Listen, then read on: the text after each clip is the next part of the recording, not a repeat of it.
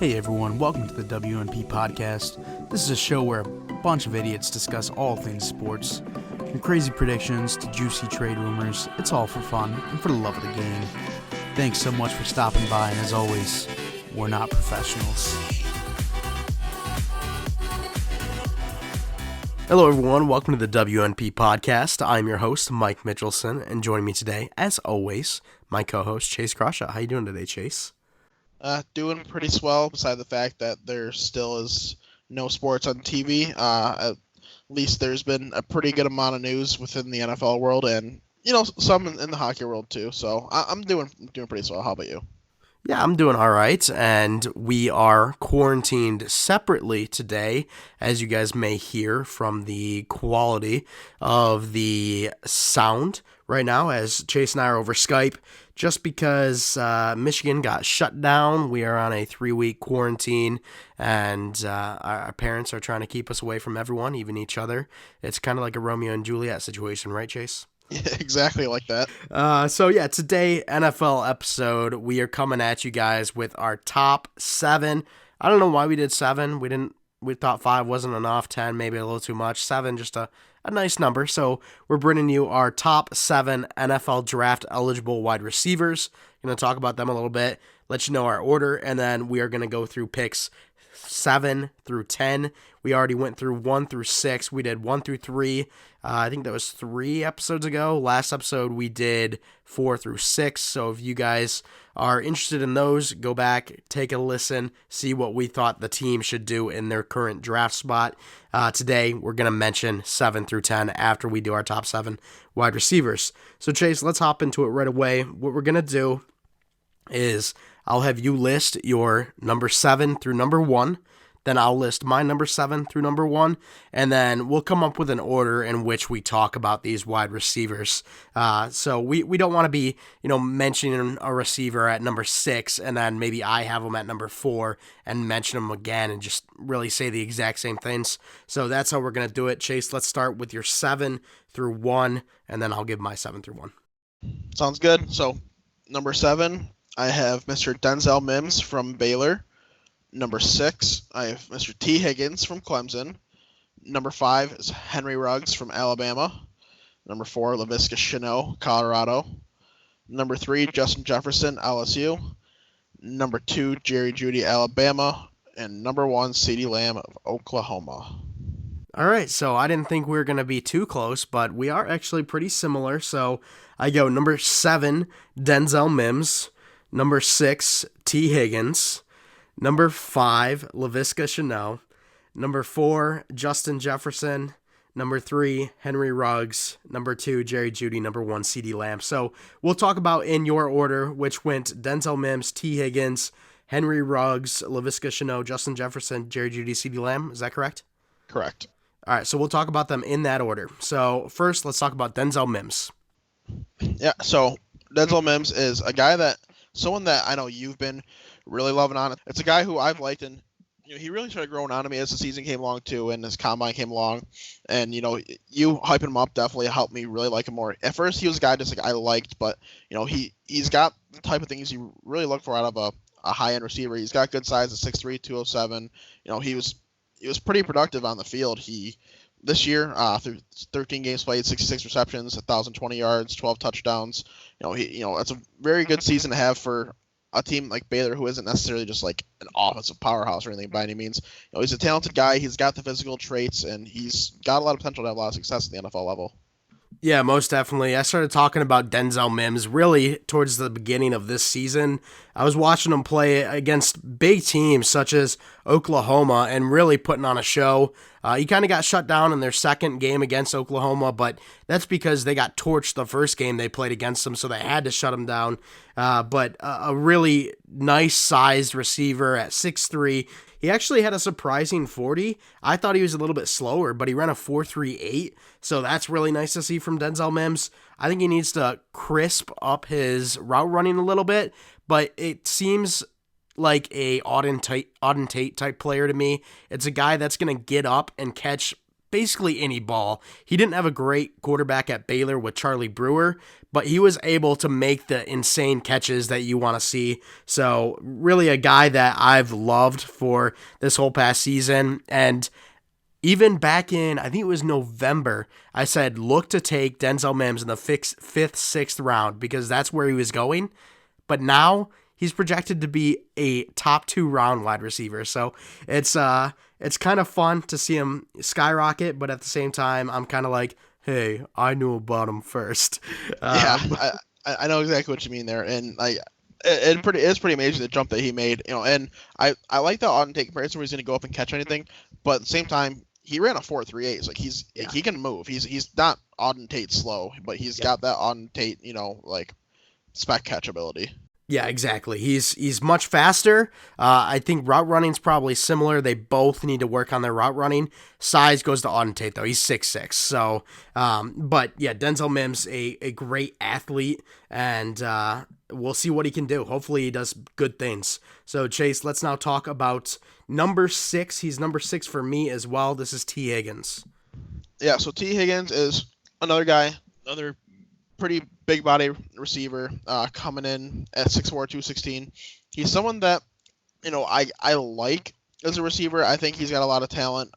Some people are really high on him. I'm not like, I think he's like a borderline first round talent, but I don't think he's like top 3 in the class. Like I've seen some people try to argue. He had a productive season, 59 receptions, 1,167 yards, 13 touchdowns. He's got that good size too, as I said, to go with it. So he's got a lot going for him, but I just think that the 5 guys I have listed ahead of him have a lot more of a chance to have high level impact in the NFL. I think he'll still be a very productive receiver. This is a great receiver class. That size is definitely going to help him too. Yeah, I agree, and it's kind of interesting because when I looked at the Clemson offense, I didn't really see T. Higgins as the big red zone threat that a 6'4" size would make you think. I thought their other receiver and Justin Ross was more of that red zone threat spec catch kind of guy. But really nice size on T. Higgins. I'm in the same boat as you, Chase. I'm not as high as everyone else on him. I think he'll be a good NFL player. He ran an unofficial 4.43 at Clemson's Pro Day, which is very nice speed for his size. I think he just needs to work on being a little bit more consistent, and he had a very good quarterback with Trevor Lawrence. Who knows where he goes? He might not have the same type of skill. Like if he goes to the Bears, yikes, you're not getting Trevor Lawrence there. You're getting Mitch Trubisky or Nick Foles. Yuck. Yeah, that's big, big yuck. Yeah. All right, Chase, let's now move on to your number 5, and this is Henry Ruggs. Yeah, so Henry Ruggs, he's obviously lower than on my list than on your list. There's reasons for that.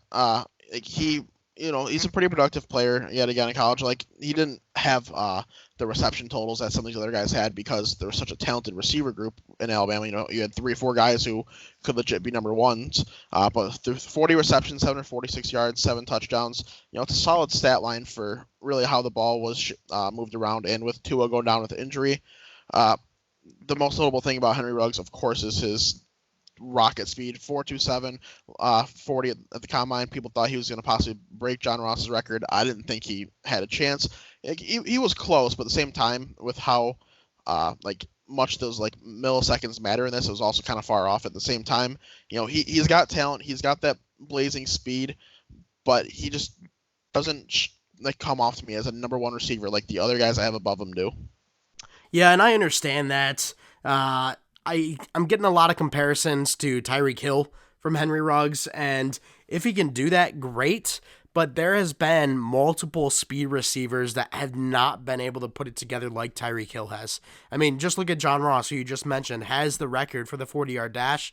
He's had injury problems, but he really hasn't been able to put it all together yet.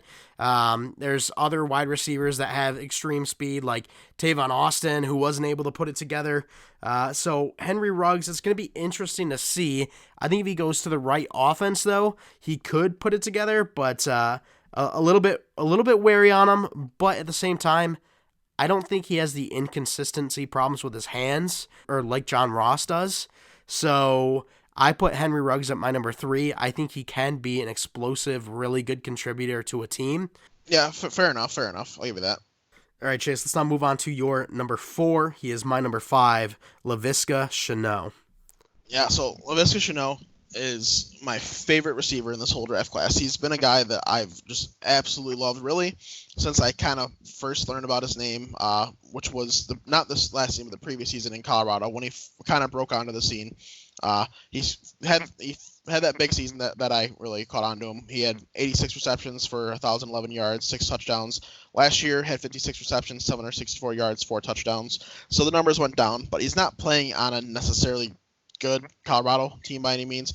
He's a guy who has so much just talent. He can be used in really any receiver spot. At 6'1", 227, he's a reliable slot guy. You can use him on the outside. You can use him on the inside. You can use him wherever you need him to do. He can run the route tree really well. He's got good hands. He's just someone who has the upside of a true number 1 receiver. In my opinion, I think he can go to a lot of teams, be an immediate impact guy. He's one of the few receivers who I truly think is an immediate impact guy going to the right situation. And I love what his upside is for the NFL. Yeah, so Laviska Shenault, the one worry I have with him, being 6'1", he ran a 4.58, which isn't what you want to see from a little bit of a smaller guy. But again, he does have that size. He can play the physical game. I honestly think that a lot of guys in this draft class can produce right away. I think there's 2 at the top that are better than the rest, but I think this wide receiver draft class could go down in history as one of the best ever. And Laviska Shenault, just another name to add to that. I think he's going to be a very good NFL wide receiver. And I think personally the best spot for him would be a slot type role, but more of a physical slot type role. I mean, you see all your slot guys being a little bit smaller, 5'11", they're a little bit shiftier, but they're not the super speed guys to put outside on the edge. I think if you have a slot that can also just freaking destroy you by putting a stiff arm into your face or putting a shoulder into you, that would be awesome, and I think that's a role he could really excel in. Yeah, no, I agree 100%. That's something that he's great at. He does not go down really on first contact very often. And yeah, his 40 was a 4.58, but he plays a lot faster than his 40. There's a lot of guys that are like that, like Percy Harvin, all-time example, ran the 4.7s, but he definitely played faster than that. One of the best receivers of all time.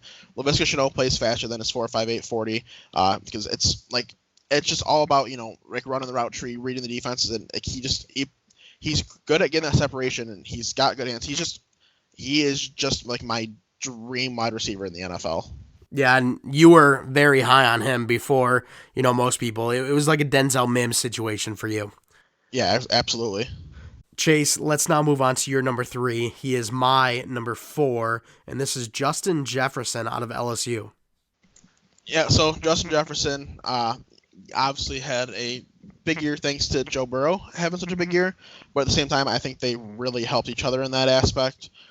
Justin Jefferson had 2 productive college football seasons, 2018-19, 54 receptions, 875 and 6. When last year he had 111 receptions, 1,540 yards, 18 touchdowns, which is just an absurd stat line, really, if you think about it. It helps Joe Burrow having the year that he did.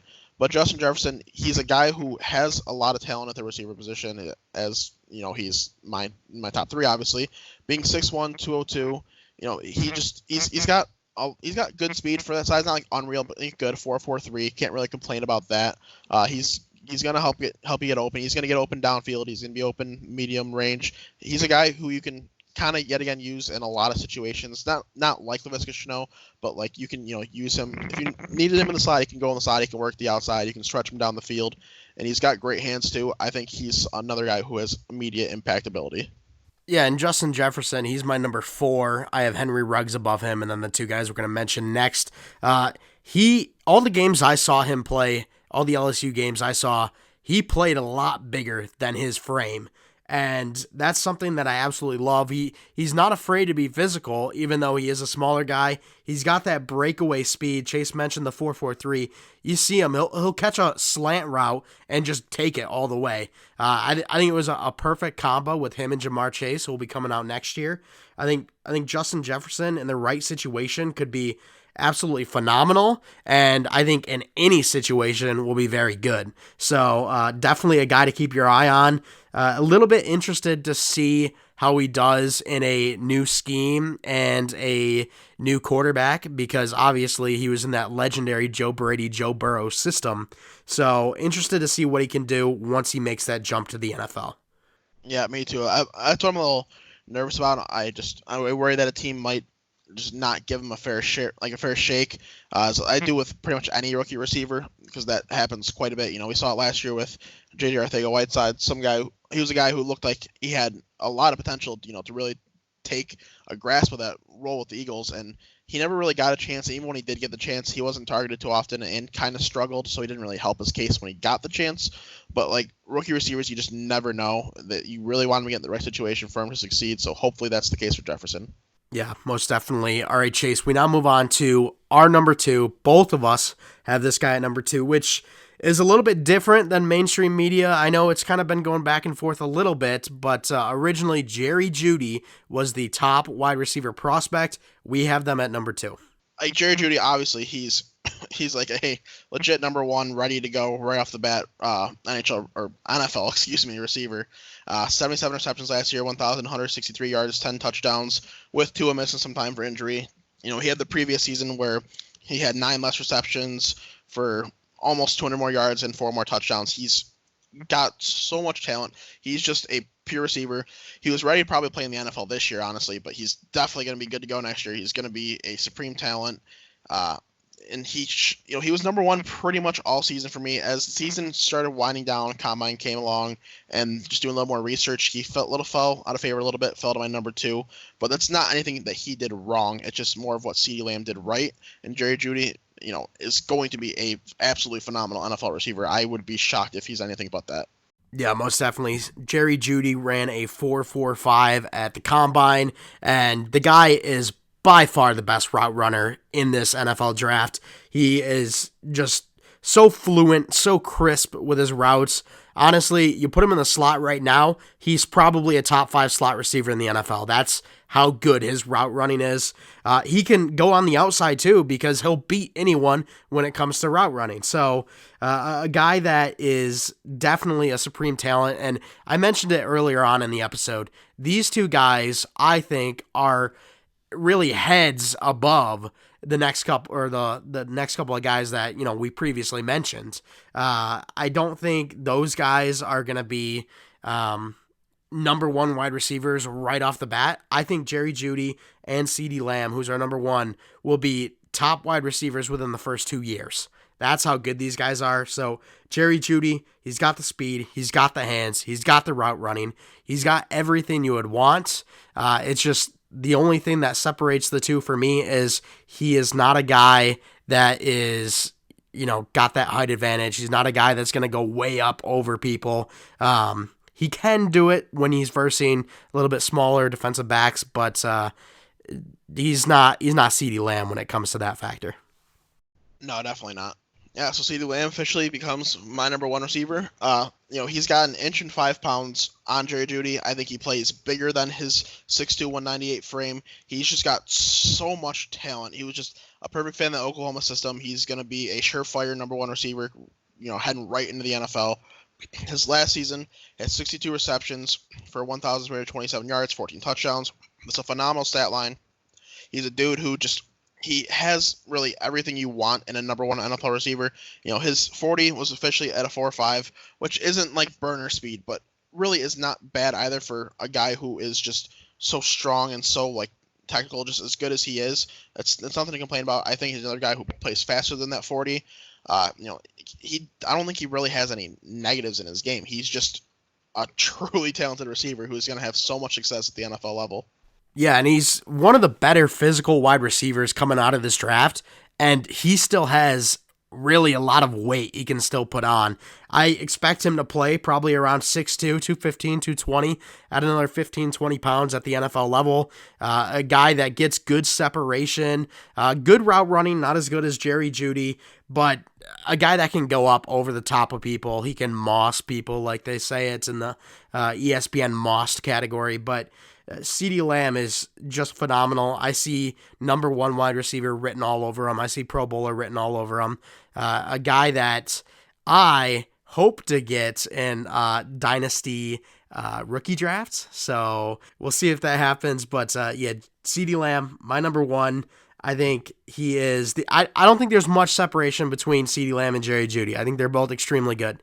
But when it comes to those next couple of guys, it's not close in my opinion. I think these two are by far the best. I edge CeeDee Lamb over Jeudy just because I like the physical factor of a wide receiver a little bit better than your more route runner. Like I look at AJ Green and Tyler Boyd on my Bengals team. I'm a bigger fan of AJ Green because he's bigger. He's got the physicality to him. He's going to get up, grab the ball. Tyler Boyd, extremely good at what he does when he plays that slot role and has great route running. But I personally prefer the physical wide receiver rather than, the smooth route runner. Yeah, no, I agree there. Like, it's fun to definitely fun to watch those physical receivers go, and like I'm more of a fan of the physical receiver too. I think Tyler Boyd, just talking about your Bengals really quick, I think Tyler Boyd does a phenomenal job in the slot, but I think you'd be stupid if you'd say give me Tyler Boyd over AJ Green. So I gotta agree 100% with what you're saying. Yes, and you now know our top 7 wide receivers for this upcoming NFL draft, and that's not even mentioning Brandon Ayuk, Jalen Reagor, Michael Pittman, Chase Claypool, Donovan Peoples-Jones. You've got so many phenomenal wide receivers in this upcoming draft. It's going to be very exciting. If your team grabs someone like Michael Pittman or like Chase Claypool in the 4th round, I think you'll be extremely happy. This wide receiver class is so phenomenal, and I think it could go down as one of the best ever. Yo, I agree 100%. And there's a guy to look out for later on, Quez Watkins. He ran the second fastest 40 for receivers. He's a guy who's he's not supposed to go till day 3. He's starting to get some hype as maybe the sleeper of the draft. So he's a guy to keep an eye on because he's got burning speed and he's got pretty good hands too. He's just not overly big at, he's 6 foot 185, which is solid size, but doesn't have like unreal just like catching ability, like big playmaking ability, but he's got a lot of raw tools that could get him there. So there is a ton of talent, as you mentioned, late in this draft. And I think pretty much anywhere you draft a receiver, you're drafting a guy who could make an impact relatively quickly. Yep, 100% agree.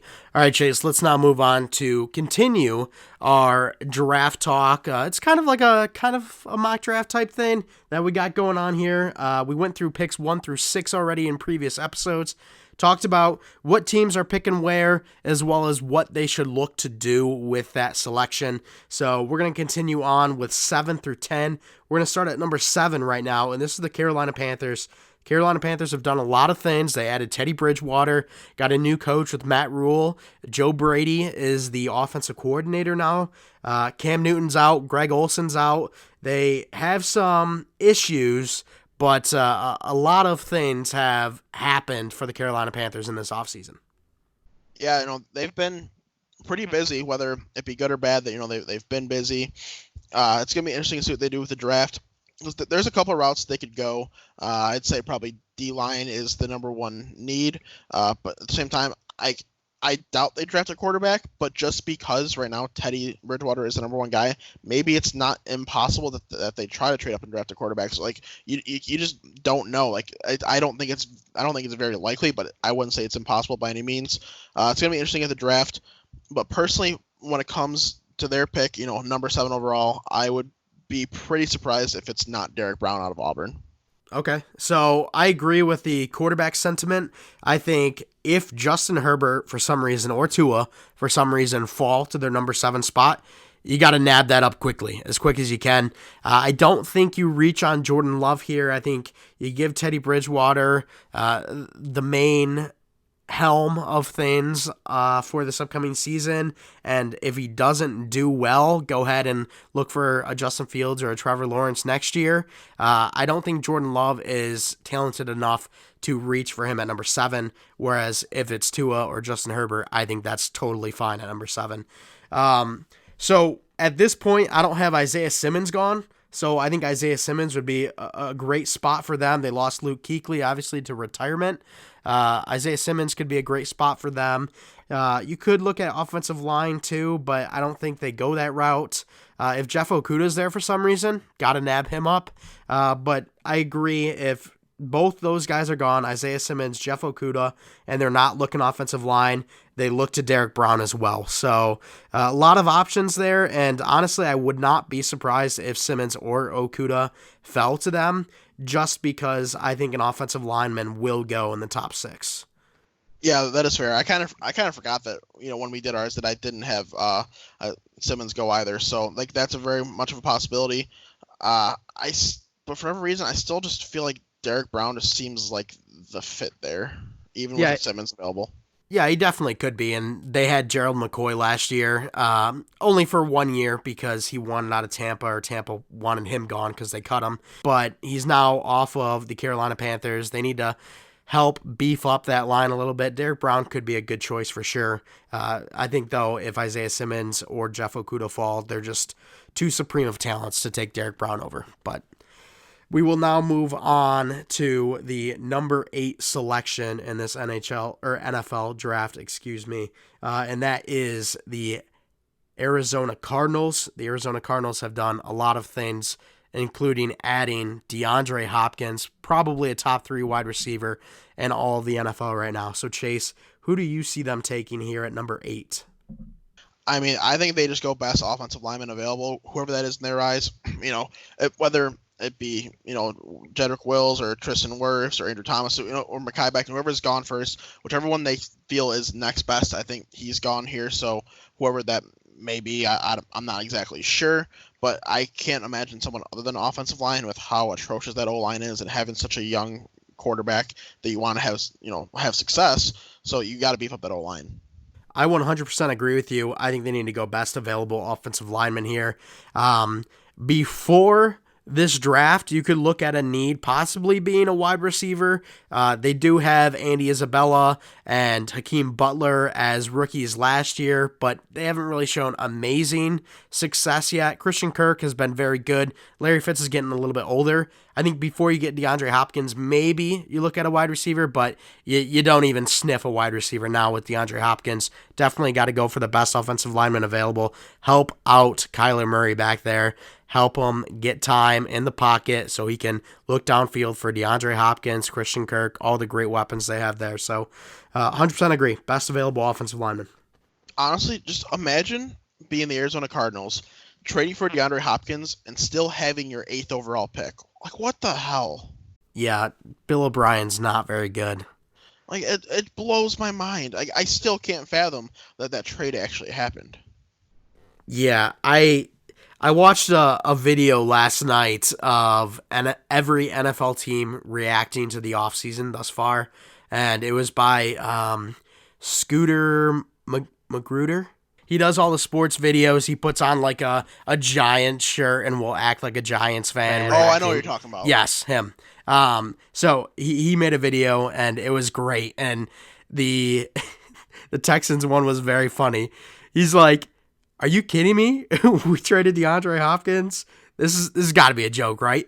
And we took David Johnson's contract? What?"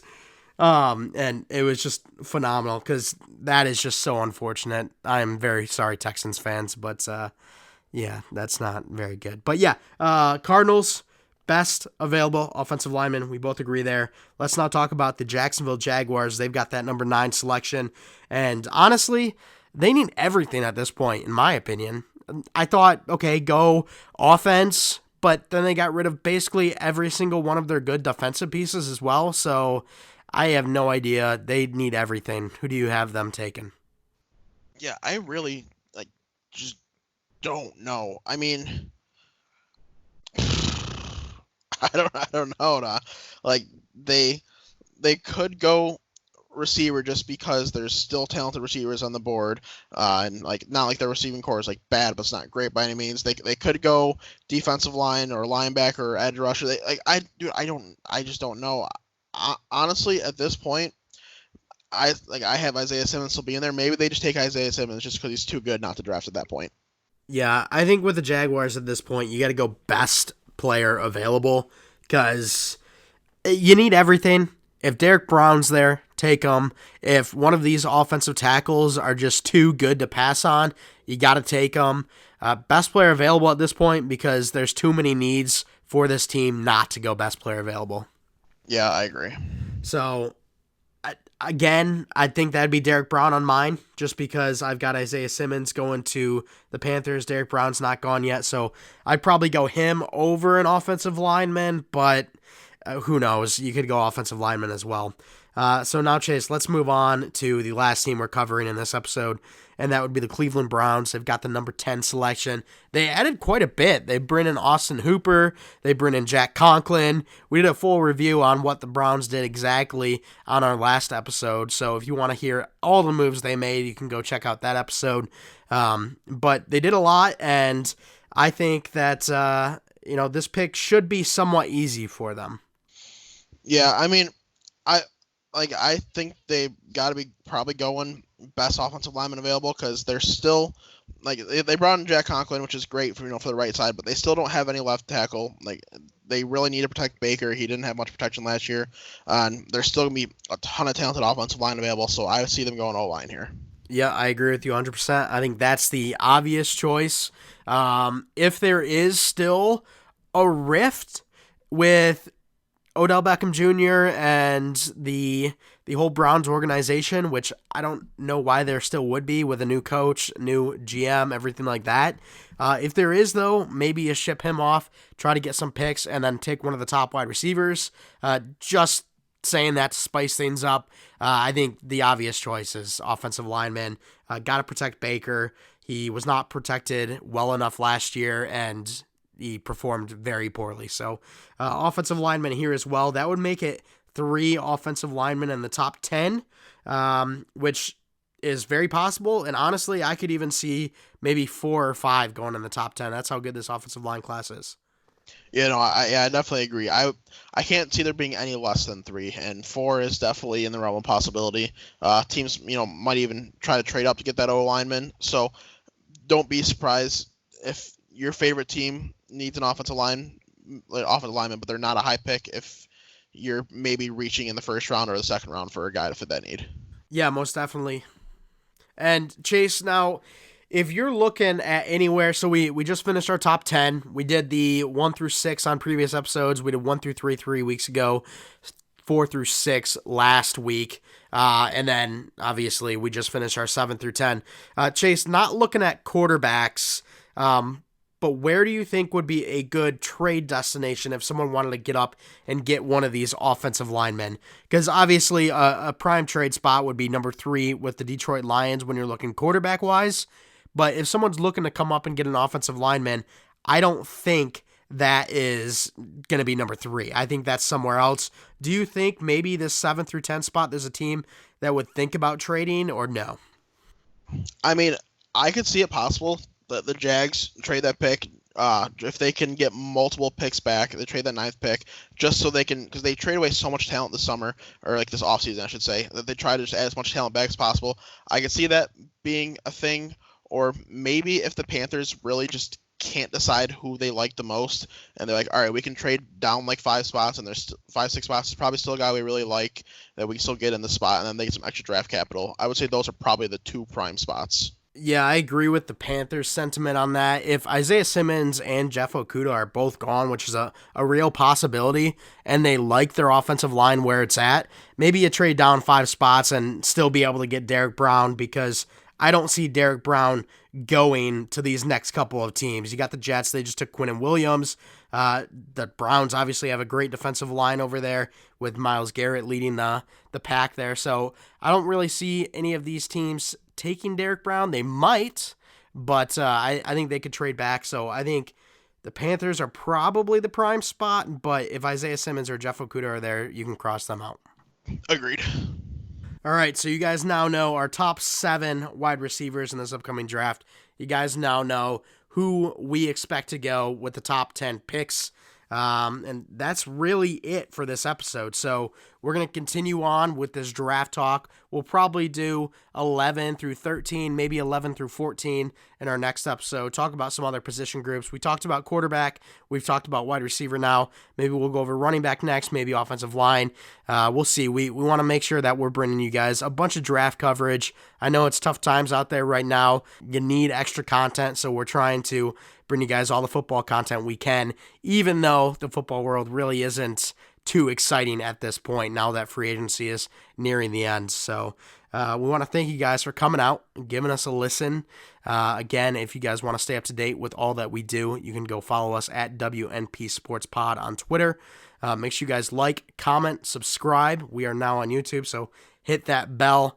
Comment sections are super easy, guys. If you guys want to put in there who you guys think is the best wide receiver, go ahead, just go scroll down, comment section. I think CeeDee Lamb's the best wide receiver. I think Justin Jefferson's the best wide receiver. Let us know. Be interactive with us. It makes it more fun for us. But yeah, that's it for the episode, guys. We want to thank you guys for coming out. And as always, we're not professionals.